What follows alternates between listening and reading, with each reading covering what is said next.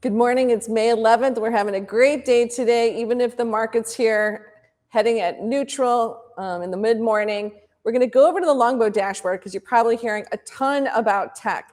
Tech being the place where all the returns have been to date. We mentioned it in the Longbow arrows and also talked about how volatility in tech has been so low, and yet the companies themselves and their stock prices are on a tear. So let's head over there. So here what I've done is I've given you a bunch of tickers. So where are we? The Qs, that has obviously a lot of the big names in it, really close to being overbought. So if you're thinking about putting protection on today, you can marry that with the bottom securities. So the NASDAQ vol, almost near record lows here for the trading range. So you're getting to the point where if you're looking to buy protection through the options market, it's getting cheaper.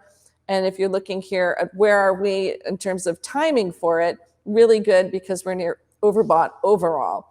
But then let's look at some individual securities. And I get that these are not all in infotech, but obviously these came from them and are, hiding in different areas, whether it's consumer discretionary, whether it's, in your telecommunications or sitting there in infotech. You've got Amazon overbought. You've got Google overbought, people getting really excited about their AI commentary yesterday. But then you have Meta, middle of the range, Microsoft, middle of the range, Netflix, middle of the range. And so nothing to do on these, but we would say with some of the biggies here at the top end of the range, if you're thinking about putting on broad-based protection, today's a good day. You're getting reasonable levels in terms of thinking about protection. Because let's look at these Qs, right? This is what all you can say is up and to the right. And you can see where if people get disappointed, what happens. And what we've seen here is that a lot of the trading, we wrote about this in the arrows today, has been from the systematic group. And that means that they could flip on a dime if we see that the Fed would hike rates in June, or if there's some sort of impasse in the debt ceiling and they don't kick the can down to September and treasury rates pop, you could see this unravel in a city minute. So you look at that there, we're getting super close to the top end of the range for the Qs.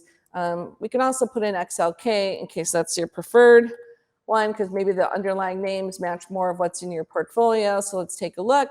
We've got the XLK, more middling of the range. But you can see here when it's hitting the low end of the range, you know what to do. Top end of the range, you know what to do. This is a very well-fitting algorithm. And so right now it is closer to the top end of the range. It's got a beta of 1. We're sitting at not a lot of short interest, so that's really helpful to note. And it's got a 1.5 to 1 downside. That's versus the Qs, so that's probably a better security to use. 5.2 to 1 on the downside. Amazon 7.6 to 1.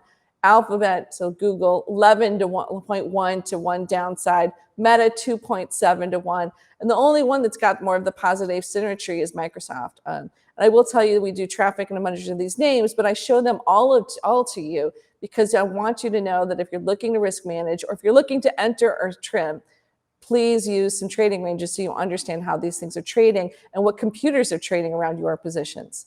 That's it for today, and I'll see you back tomorrow.